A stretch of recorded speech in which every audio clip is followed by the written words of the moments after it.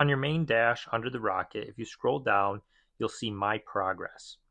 Underneath My Progress, there will be different widgets like steps, sleep, etc.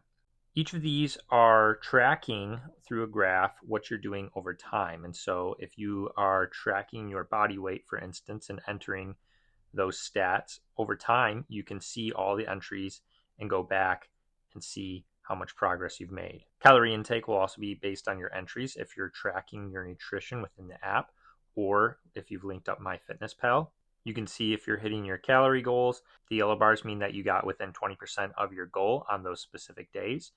And the blue means that you did not quite get it or that you went over, like in some of these examples here.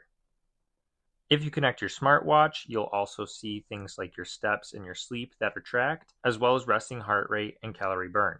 If you click the settings icon at the top right, you can also arrange the order that each of these are in, or you can drag them all the way down if you don't want them to show up on your main dashboard.